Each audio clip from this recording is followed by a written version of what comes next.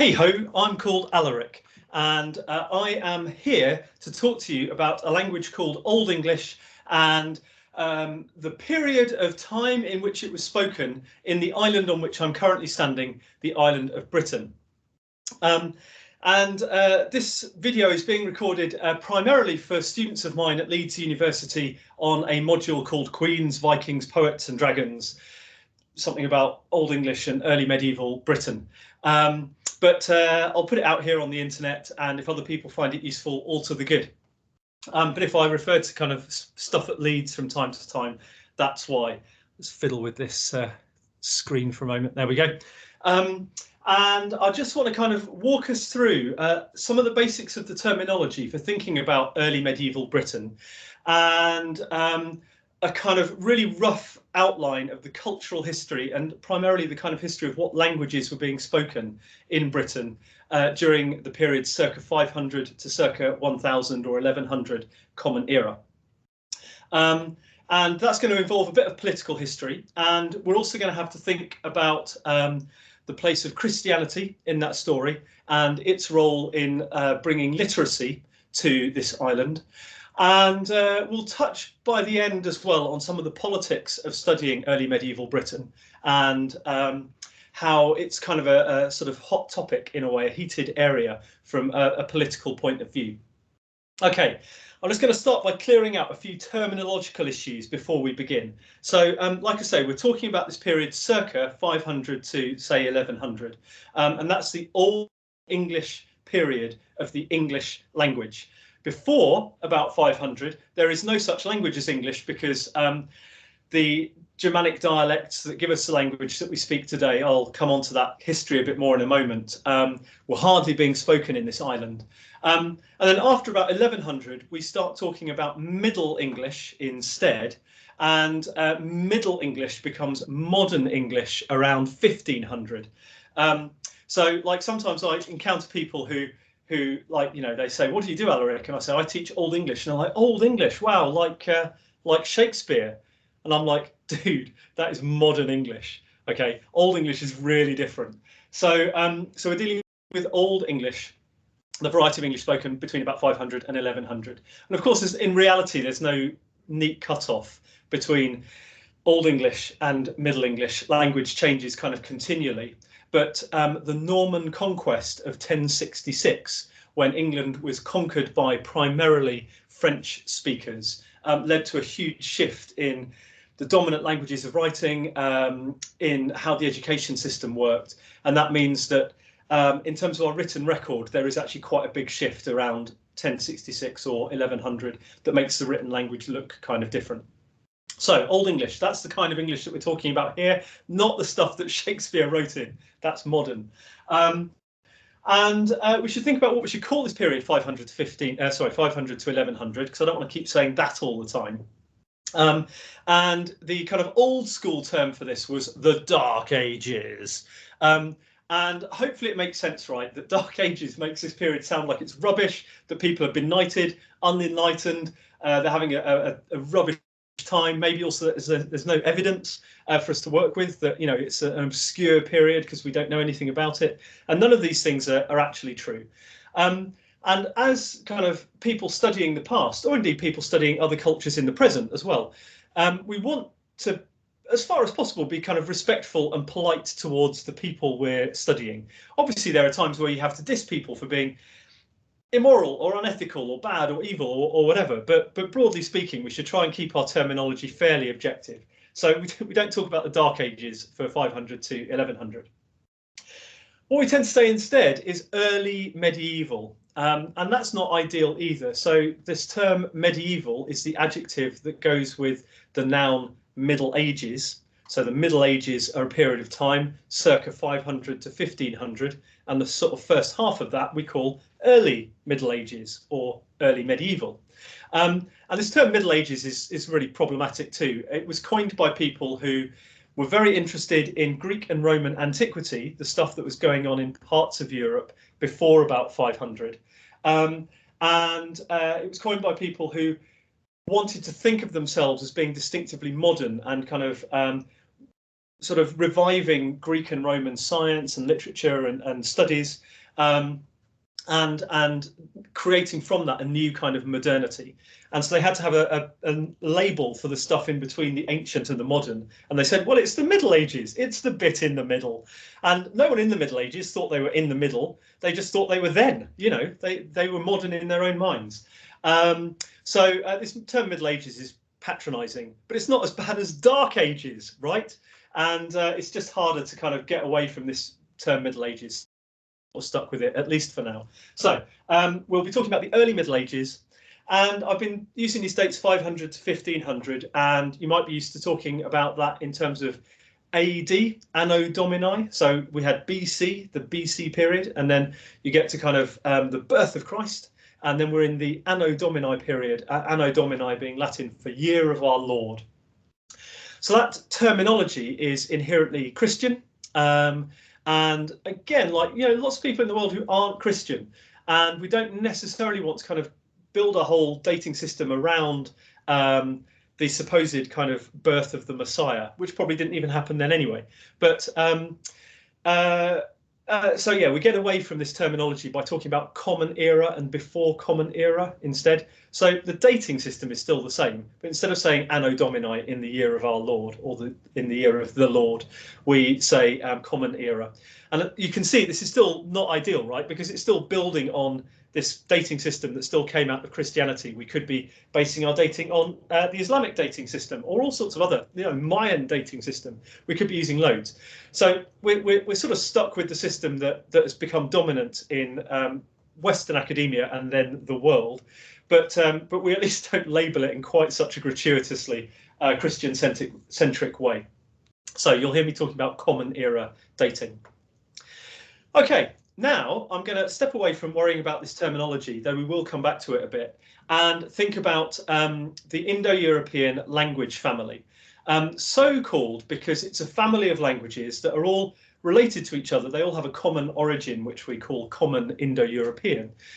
So we've got lots of languages that are related to each other, that are spoken mainly in Europe, and then sort of Central Asia, well, West Asia, Central Asia, and then down into South Asia, the Indian subcontinent. And so because these languages stretch from Europe to India, we talk about the Indo-European languages. It's a moderately objective term, I suppose. It could be worse. And there are lots of languages in this family, you know, from Hindi and Gujarati through to English and Irish and so forth. But we're going to be most interested in the Western ones for the purposes of this module, which is about Old English. OK, so let's just pop this on the board. Here's Indo-European, and some of the kind of daughter languages of Indo-European include the Germanic languages. And now this terminology is, you know, I wouldn't choose this if I was giving these names myself today. The name Germanic languages makes it sound like they are particularly associated with Germany. And, you know, that it sort of suggests these languages are somehow associated with a modern nation state. But of course, these languages, I mean, Indo-European was coming into view maybe 3000 before Common Era, maybe as early as 6000 before Common Era. So, you know, the speaking of these languages has nothing to do with kind of modern nation states at all. But we've got these names that get attached to modern nation states. So that's problematic. Anyway, we're stuck with the terminology for present purposes. So we've got Germanic languages. And to cut a long story short, from the Germanic languages come things like English, German, and the and Dutch, and we refer to those as the West Germanic languages. So I'll just put English here. And the Germanic languages also include the North Germanic languages, which is the Scandinavian languages. You know, Norwegian, Danish, Faroese, Icelandic, Swedish. And for shorthand on here, I'm just going to put Norse. It's a pretty weird kind of term as well. We could just say Scandinavian, but in English, we've wound up with this term Norse to refer to the whole range of medieval Scandinavian Germanic dialects. So it's a branch of the Indo-European family tree. But in thinking about the languages of the island of Britain during the early medieval period, we need to think about some other language families too, including Celtic. I won't worry too much about the terminology, but Celtic languages spoken extremely widely in Europe around 2,000 years ago, including in these Western islands. And so Celtic languages divide up into two, or the Celtic languages spoken in the islands of Britain and Ireland divide up into two families. And we can talk about Irish for simplicity. And we're going to have to talk about Brittonic in this context for the variety of dialects spoken in the island of Britain. So the Brittonic languages give rise to Welsh and Cornish, which died out in the 18th century, though some people are trying to revive it. A language also now lost called Cumbric, which was spoken in Cumbria in northwest of what's currently England. And also Breton, spoken in France, but brought there by emigrants from the island of Britain. So we're going to be thinking about Celtic languages, and we should also think about the Italic languages. So here's the Italic branch, unsurprisingly spoken in the region of the Italian peninsula during the ancient period. And the Italic family gives rise to a language called Latin, particularly associated with the Roman Empire. You know, it became the language of the Roman Empire, or the main administrative language of the western half of the Roman Empire. And that has modern descendants in French, Spanish, Italian, Romanian, hence the name Romanian, because it was spoken by Romans. And the part of that sort of story that's going to be most interesting to us is that one of the daughter languages of Latin is what we might call French, but specifically we'll be talking about a dialect of medieval French called Norman.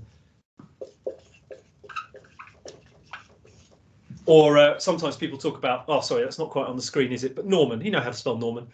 Sometimes people talk about Anglo-Norman, the Norman spoken in England. Okay, so here's our family tree. Let's put these into a kind of historical story and onto a map. So I've said that Indo-European, was coming into being maybe 6,000 before Common Era, perhaps more likely more recently than that, 3,000 before Common Era. No one knows quite where, but we're talking somewhere in Central or Western Asia. Asia's very flat, and so it's very easy for nomadic people on these great big flat steppes to have expansive periods of conquest. The Mongols, more recently around the 13th century, were a major example of that, conquering northern India, chunks of what's currently China, coming all the way into what we would now call Europe. And at an earlier stage of that kind of process, Indo-European seems to have spread from somewhere in Asia. And these dialects all kind of fetch up in, Europe. Fine, now let's get a map of Britain on the board. What colour am I going to do this map? I'm going to try and do it in black and yeah, okay, let's go. Island of Britain. I've been very kind of diligently using what I see as a kind of strictly geographical term for this, yeah. There's Wales, Cornwall. Cornwall's very long. Cornwall needs to be a bit longer than that. There we go. Kent, East Anglia. There we go. So there's the island of Britain, and over here we've got the island of Ireland. And as I say, I've been trying quite hard to kind of refer to these in strictly geographical terms. So you could talk about the British Isles to talk about both of these two islands, but people in Ireland don't necessarily, which was ruled politically by Britain / England for quite a long time. They don't necessarily want to be labelled as part of the British Isles. So we get various sort of different terms for these, but they're basically a couple of islands in the Atlantic, in the eastern part of the Atlantic. So we've got the island of Britain and the island of Ireland, and we want to be very careful about using terms like Scotland, England, Wales for the period that we're talking about here. They're not irrelevant terms, but they don't necessarily correspond to the countries that we are used to thinking about today. And if you're one of those people, possibly who's not from the island of Britain, who thinks that England is the same as Britain, it's not, okay? But Britain is a geographical entity, and that's a useful term for us. It's a reasonably objective term. Okay, so here's the island of Britain, and around 2,000 years ago, for present purposes, everywhere here was Celtic speaking. There may have been some other languages kicking around, maybe even some kind of languages from families that are now completely lost. But we're pretty sure that pretty much everyone here was speaking Celtic languages. The kind of Irish part of the family in the island of Ireland, and the Brittonic part of the family in different dialects in the island of Britain. Okay, so that's about 2,000 years ago. And then from about 2,000 years ago, much of Britain starts to be integrated into the Roman Empire. Okay, so Roman Empire obviously based on Rome in the Italian peninsula, though later it really came to be focused on Constantinople in what's currently Turkey in West Asia. And it's helpful to think about the Roman Empire as a marine empire. It basically fills up the Mediterranean basin. It goes around the coast of the Mediterranean, and everywhere on the coast of the Mediterranean winds up in the Roman Empire. And then the empire kind of works its way up the Atlantic seaboard, up the coast of the Iberian Peninsula, up the coast of what we would currently call France. And then, it's just a very short hop across to the island of Britain. So it's kind of naturally integrated into this marine empire. So Roman Empire gets going, and that means that between about 50 Common Era and, let's say, 400 Common Era, Latin becomes quite an important language alongside Celtic in the island of Britain. Let's see if this pen still works after 2 years of pandemic shutdown. Oh yeah, it seems to. That's good. So we can kind of imagine that Latin was most influential. You probably can't see that, can you? But anyway, it'll do. Latin was most influential in the south and east of Britain. That's the bit that's closest to the continent and the kind of coasts that Roman influence was kind of moving up. The archaeology suggests that this was the most heavily Romanized kind of region of Britain. Cool.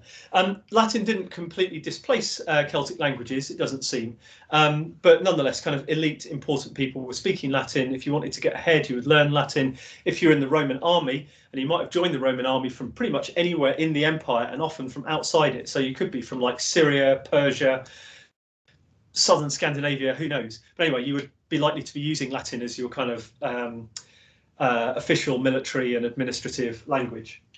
So Latin comes into the picture, and during that period from about 2,000 years ago to about 1,500 years ago, Latin is very influential on the Brittonic languages. Okay, it's being spoken next to them all the time. People who are encountering these cool Roman concepts and ideas and things, and they're kind of going, oh, I need a word for that. I'll borrow the Latin word into my Brittonic language.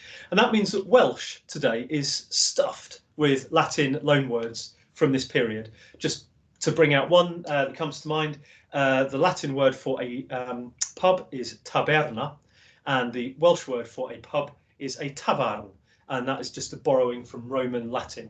We have the word tavern in English too, but that's come to us through a different route and much later. Okay, so Latin has come into the picture. But, and so just to make sure we're all okay with this, circa 2,000 years ago to circa 1,500 years ago, Celtic speaking everywhere, but with quite a lot of Latin kicking around. But the Roman Empire undergoes a massive economic contraction around the year 400.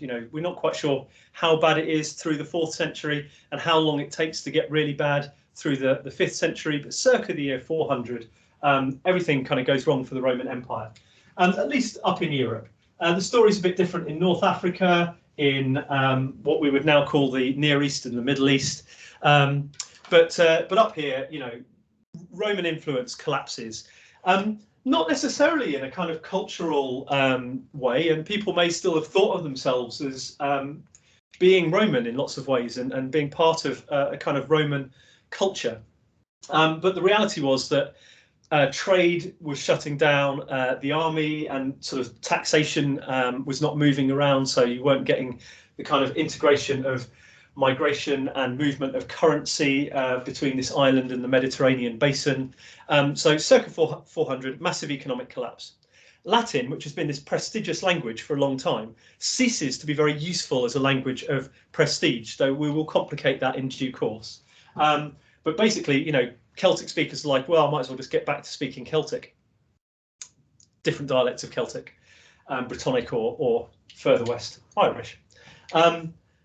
But around 400, we're also seeing lots of very exciting migrations. And so I'm going to change colour and let's put circa 400 up on the board. Let's circa 400 to 500 and put English into the story, not just English. So around this time, for reasons that we don't fully understand, people from what's currently roughly the Netherlands, North Germany, southern Denmark, start to migrate across the North Sea in significant numbers to the eastern part of Britain. There will have been lots of mechanisms there. There will have been people raiding, there will have been people trading, and sometimes it's hard to tell the difference between those. You know, you kind of steal something off someone and then you sell it to someone else, or you know, you kind of sell something to someone but somewhat under duress, and variations on this theme. And we can be moderately confident that some of these people were brought in as mercenaries by the kind of locals living here as well. So many different mechanisms lead these Germanic speaking people from outside the former Roman Empire to start settling, you know, around East Anglia, around Kent, sort of the east coast of Yorkshire, that kind of area. So this Germanic language that is being spoken by these people must have involved various different dialects, and they kind of collide here in the island of Britain. And by about 500, the language that we know as Old English was kind of coming into shape and emerging and being spoken. It's worth adding that at the same time, folk from Ireland, that's supposed to be purple. Hopefully you can just about see that there's some purple being drawn there. Anyway, folk from Ireland are doing the same as these guys, these Germanic speakers out east. They're doing the same, going to what we would currently call Scotland. The word Scot etymologically means Irish. So confusingly, Scotland, the name etymologically means the land of the Irish. And they too will have been raiding and trading and slaving and maybe doing some work. And Irish becomes a dominant language up here. And at the same time, people are going from the island of Britain speaking their Brittonic languages down to Brittany in what's currently France. So around this period, 400 to 500, there's lots of movements of people and lots of movements of languages. And of course, there will have been some Latin speakers kind of kicking around here still, internally displaced within the country as these kind of huge kind of economic changes were taking place. So in this century, the 5th century, the island of Britain becomes a very multilingual place. Maybe it was always a very multilingual place, but it becomes multilingual in ways that are sort of important for the rest of the history of Britain and its language history. And back in the old days, people thought that, you know, English kind of got established basically by English people arriving, or English speakers, sorry, Germanic speakers arriving and just annihilating all the kind of Celtic speakers that they found and just replacing them with a new population. And people imagined that the same thing was happening up in North Britain with the Irish language. And we're completely confident that that is not the case now. The archaeological evidence doesn't really fit with it. The genetic evidence is still very up in the air. We're still working out how to use both modern genetic and archaeogenetic evidence in a useful way. But we can be sure that there's lots of genetic continuity in this island, going all the way back to the last glacial maximum of about 10 or 12,000 before Common Era. But some people are arriving, migrants are clearly arriving, and they're becoming high status. That's the big deal, right? These Germanic speakers out east and these Irish speakers up north are establishing themselves as the people you want to be like in the local area, people with power and influence and control of resources and lots of slaves perhaps. And so if you want to get ahead, you learn their language. So whereas people had been switching to Latin earlier, now they're switching to Germanic and Irish in much of the island of Britain. One of the consequences of this process is that the language that becomes Old English, this Germanic dialect, does not absorb many Latin loanwords, hardly any at all. So modern English, the language I'm speaking now, is stuffed with Latin loanwords. Arrive, well, that's from French, to be fair. Paragraph. Oh, no, that's from Greek via Latin. Oh, no. Computer. That'll do. I'm talking to you on a computer. That's from Latin. We've got loads of Latin words, I assure you. But we haven't got them from the Romans, okay? So whereas the Romans gave lots of Latin words to Welsh, Latin didn't influence Old English hardly at all. And we got all of our Latin loanwords much later. Well, not all of them, but most of them much later, particularly during the Renaissance around the 16th century, when people got really interested in studying Latin and using it as a scholarly language. So that's our linguistic picture then around the 5th century. And Irish is going to stay up there for the time being and is going to stay in place for the whole of the rest of this module, you know, till circa 1100. English is going to make some inroads up there, but not to a degree that's very significant. And English is going to spread eastwards, you know, partly by violent conquest, partly by people doing horrible things to each other, and partly just by being the language that you speak to get ahead, and people just switch to that language. Much as, you know, the way English later spread in Ireland, killing off Irish. You know, there was lots of violence and horror, but just lots of parents just deciding, you know, I'm not going to speak me native language in the home anymore, because then the kids will learn this useless language. I'm going to speak the language of the kind of powerful and the rich and conquerors. So let's put the date in now, and we must be around the 9th century, okay? C9, 9th century. So by about century then, English is the dominant language in the region of Britain that we would currently call England, and it's giving us that kind of identity that we have today in some kind of sense. Do I need to add anything else about that? So yeah, just when studying Old English, just don't forget that for much of the Old English period, it's not spoken everywhere in what we would currently call England, much less Wales, Scotland or Ireland. And of course, it's important to remember that all of this is going on the very periphery of the old world. Yeah, this is not like, you know, the centre of the British Empire or anything like that. This is just a very marginal set of islands, far from the kind of main economic centres of Europe, the Mediterranean basin and Asia. So around the 9th century then, this is kind of our picture. I should get a colour for, I don't have a colour for Brittonic. I used green for Latin earlier, but I'm going to have to use it for Brittonic now. So let's just put some of that in as well, just so that they aren't empty white space. Oh, and up here too, up in Cumbria, there we go.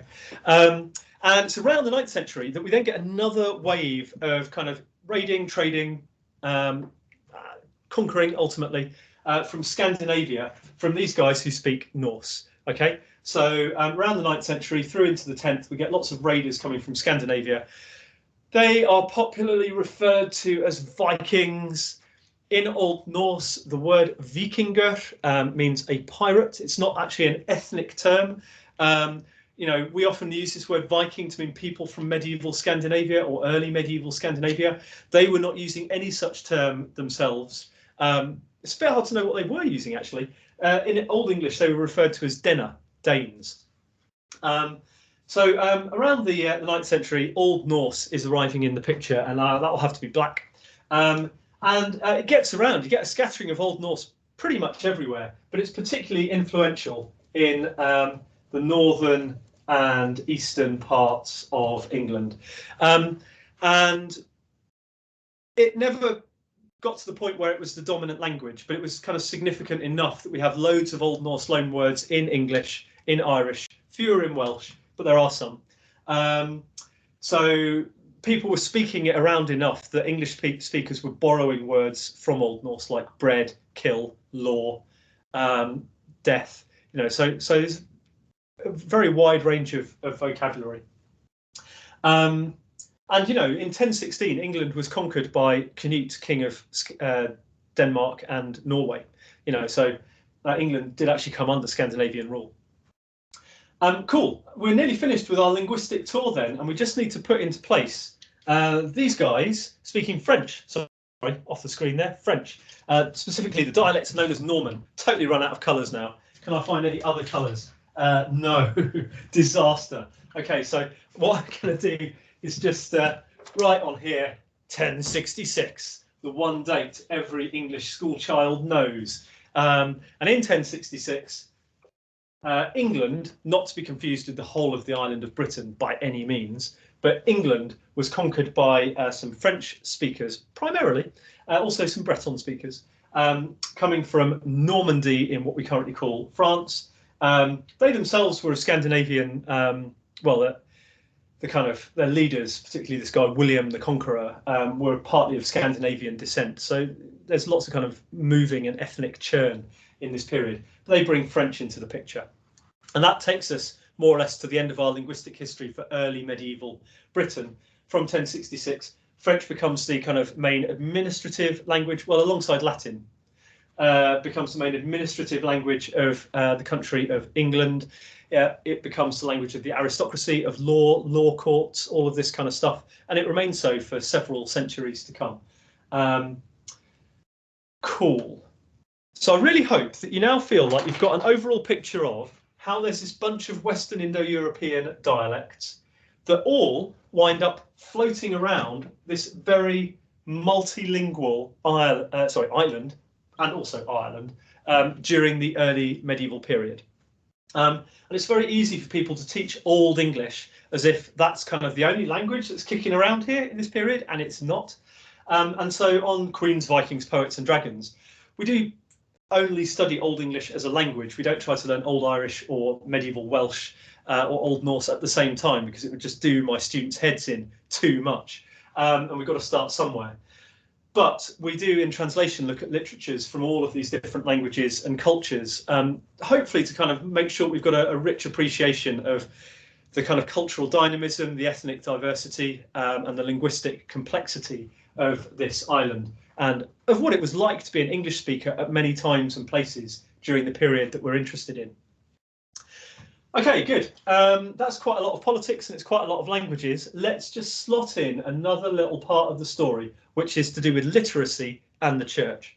I don't know quite how much I'm going to need the board for this, but I feel the need to write literacy in big letters. Why is literacy important? Because it's through literacy that people write stuff down that survives to the present day, that we can therefore study in universities like this one. You know, there's lots that you can kind of take for granted about literacy when you live in a literate society.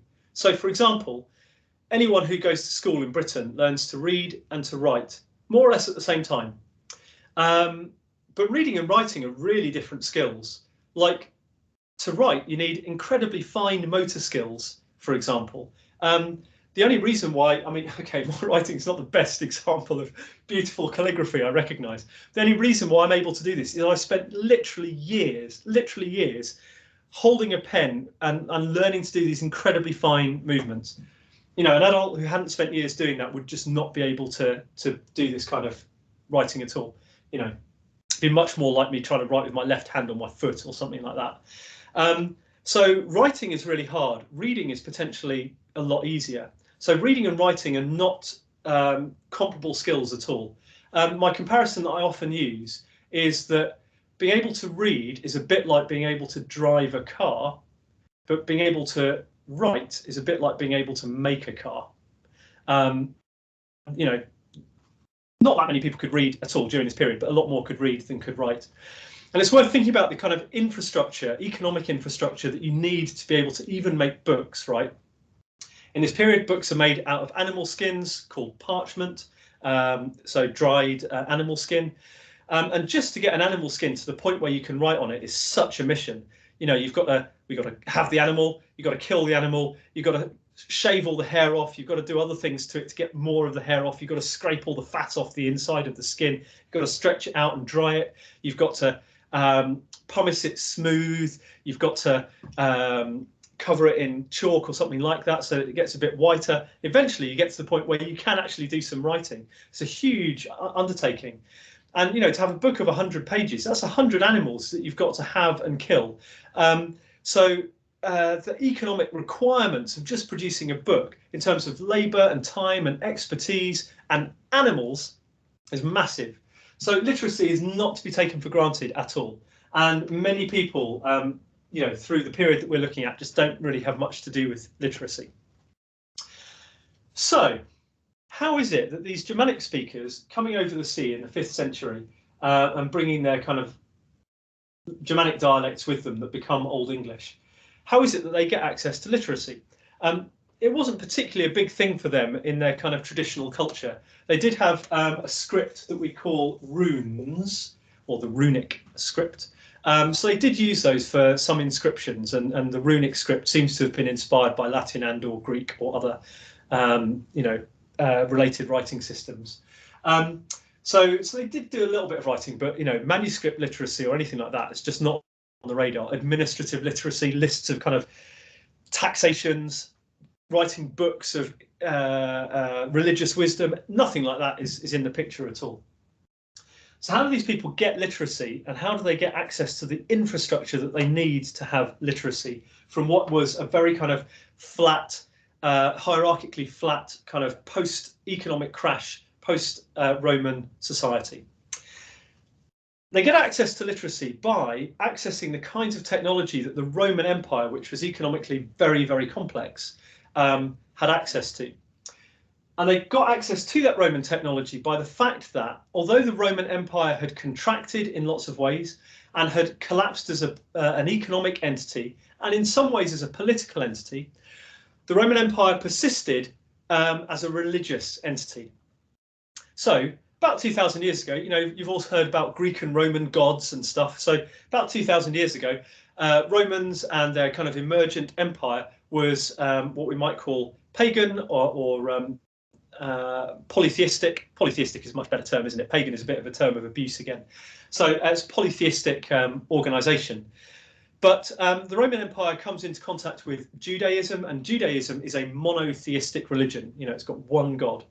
And there's a kind of anti-imperial activist who was kicking around in the kind of eastern seaboard of the Mediterranean around the 1st century Common Era, known as Jesus of Nazareth. And he kind of promoted a variety of Judaism that we come to know as Christianity, because people came to believe that Jesus of Nazareth was the Messiah, so someone who had been sent by God. The Greek word for Messiah was Christos, and so Christians came to, followers of this guy came to call him Jesus Christos, or sorry, that was a mixture of different pronunciations, but you get the point. Jesus Christ, and they call themselves Christians. So this is a monotheistic religion that arises from Judaism, as of course does Islam a few centuries later, around the 7th century. And by about the 4th century, the people who run the Roman Empire, these Roman emperors, are starting to think, Christianity looked pretty subversive. It had wacky ideas like the poor being blessed and rich people not going to heaven. What's that all about? So they had been quite suspicious of Christianity, but by the 4th century, they're starting to think, oh, this religion is quite cool. Why are they thinking that? Because they're trying to keep together an ethnically hugely disparate and economically and geographically very disparate empire. And they're thinking, it'd be really useful if we didn't have a ton of different religions, all of which have loads of gods. It'd be really useful if we had a religion with one God at the top. Because if you've got one God in heaven, well, maybe it makes sense to have one emperor on earth. So the Roman Empire gets into Christianity. And by about the 5th century, the time when it's going into that massive economic collapse and kind of Britain is crashing out of the Roman Empire, at least from an economic and political point of view, by that time, the Roman Empire has become mostly Christian. And although that economic collapse kind of keeps unfolding, the Christian church remains in place, and it retains hierarchical structures where you've got like a pope, archbishops, bishops, priests, deacons, subdeacons. So it retains a very complex hierarchical structure inherited from the bureaucracy, the secular bureaucracy of the Roman Empire. It retains economically sophisticated organizations like monasteries that put a lot of people together and enable some of them to go off and grow stuff, while others can therefore sit around and do things like write books. And so, yeah, just Christendom in the West emerges from the Roman Empire as a kind of inheritor of the Roman Empire and of its technologies of power and of literacy. Right, So these Germanic speakers have turned up in Britain in the 5th century. They're quite happy having their not very hierarchical society. They don't need literacy. What would you use it for anyway? They're not Christian. We could label them pagan. Again, I don't think it's great, but they've got just traditional customs which are non-Christian and non-Jewish, non-Islamic, non-Abrahamic. And they're just sort of sitting around being fairly happy. But over time, powerful people in that society start to kind of accumulate more power and consolidate more geographical areas into what are becoming kingdoms. And they're increasingly thinking, oh, you know, I really like this idea of ruling stuff. I really like the idea that there should be one guy at the top. I also like the idea of being able to issue orders to people further away than like I can shout. And they're starting to think, yeah, OK, so monotheism and literacy are pretty useful. Moreover, you know, these guys have crashed out of the economic system of the Roman Empire, and what's left of it on the continent, it's not necessarily so keen on dealing with non-Christians. So by converting to Christianity, you can also kind of get access to trading networks, or better access. So basically, for say a 6th century English speaking, you know, Old English speaking potentate somewhere in the island of Britain, for one of these guys to come into Christendom is a bit like, you know, a post-communist country getting into the European Union. You get access to subsidies, to like I say, infrastructure, advice, kind of international development aid. All of that stuff, it becomes available, and it helps you to convince the people you rule that there should be one guy at the top. What a great deal. So let's call it the 7th century. In the 7th century, Christianity spreads quite rapidly through English-speaking Britain, and it, you know, by about the 8th century, pretty much anyone who we've got access to in the historical record, at any rate, thinks of themselves as Christian. I should say Wales and Cornwall had never stopped being mostly Christian after the Roman Empire. Ireland was never in the Roman Empire, but had been adopting Christianity through Roman influence from at least the 4th century onwards. So by the 8th century, everyone here is, everyone who we can trace in the historical record is Christian. I can think of one exception in a text from the early 8th century. So, you know, there must be one or two holdouts, but basically Christian.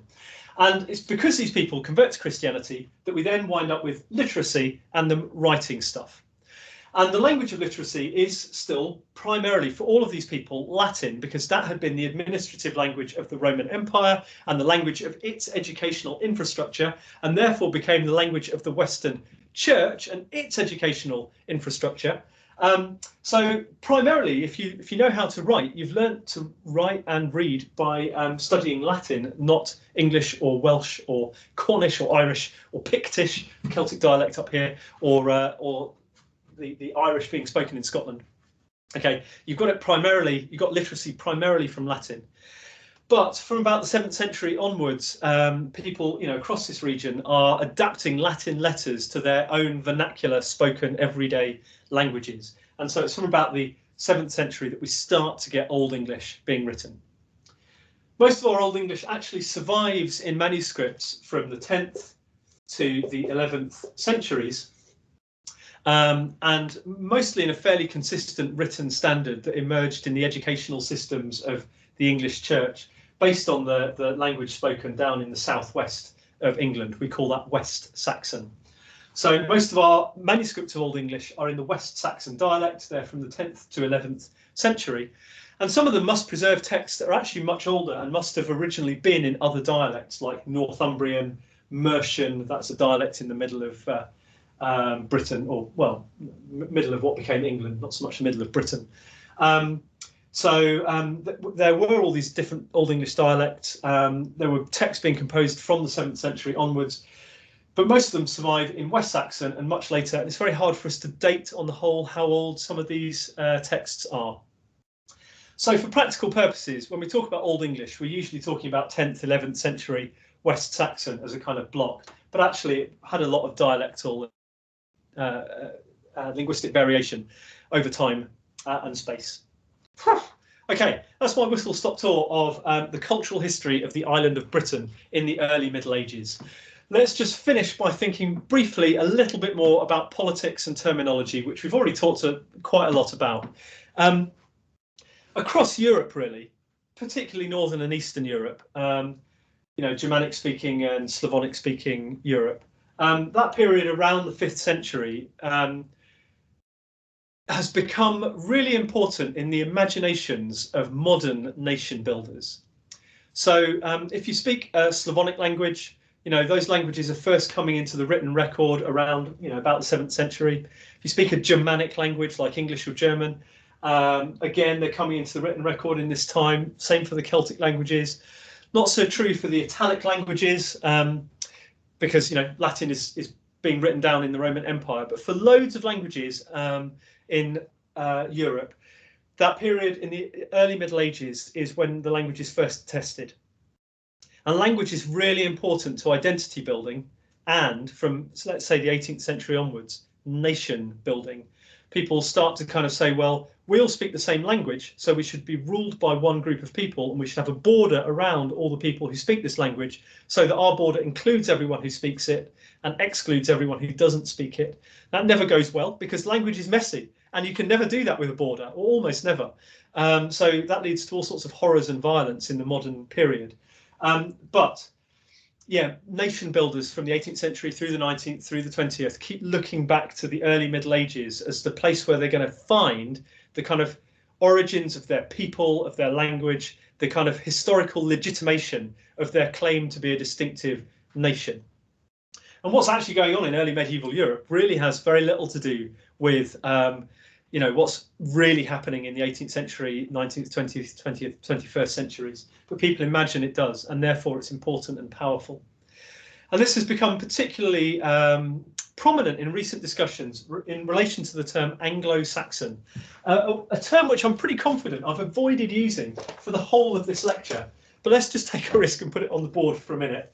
Anglo-Saxon. Some of you might have encountered the North American term white Anglo-Saxon Protestants. Okay, this was a term that was sort of prominent in certainly the earlier 20th century, I guess probably back into the 19th century. I don't know how much earlier it goes. But white Anglo-Saxon Protestants was a term used to label the people at the top of the North American racial hierarchy. So, everyone knows that North America was for a big chunk of time a slaving society. Had particularly lots of black slaves. So if you weren't white, you were definitely, low down in the racial hierarchy. But there are other kind of aspects of this hierarchy too. So you might be white, but an immigrant from Ireland or from Eastern Europe, your skin might be white, but you were not seen as being kind of as prestigious as people who were descended from arrivals from England. Okay, so you might be white, but not Anglo-Saxon. So that term was used to mean kind of descended from people who came over on the Mayflower from England, and Protestant as well, right? So early modern England was generally associated with Protestantism. The so-called founding fathers of the USA were associated with Protestantism. So that was the kind of preferred form of Christianity in kind of American racial hierarchies. So if you were white and Anglo-Saxon and Protestant, you were like, the kind of gold star top kind of part of this racial system. And that's kind of been complicated in lots of ways today, but it still persists in North America. And of course, there are lots of analogies for this in Britain too. So, we also have our kind of racial hierarchies. Whiteness is a privilege in our society. It's a less kind of religious society, but nonetheless, we've got all these different factors in terms of class and so forth that make our society hierarchical. So this term Anglo-Saxon in the modern period has come to be quite closely associated with white supremacism and racism. And that certainly means that like 10 years ago, right, before the whole Black Lives Matter movement really got going and became kind of prominent and unavoidable, 10 years ago, I could walk into a room and someone would say, "So, Alaric, what do you study?" And I would say, "Oh, I'm an Anglo-Saxonist. I study Anglo-Saxons." And it's been sort of pointed out more recently that if you walk into many places in North America and say, "I'm an Anglo-Saxonist," it sounds awfully like you're saying you're a member of the Ku Klux Klan. So I no longer describe myself as an Anglo-Saxonist, and I don't recommend that anyone else does either. Partly because, of course, we don't want to alienate people who might be interested in studying this stuff, who do not think of themselves as Anglo-Saxon, but also just, you know, who wants to sound like they're in the Ku Klux Klan. And that in turn has led to a debate which is much more kind of complex and in some ways subtle about how useful the term Anglo-Saxon is for us to talk about people over here in the early Middle Ages. So where does it come from?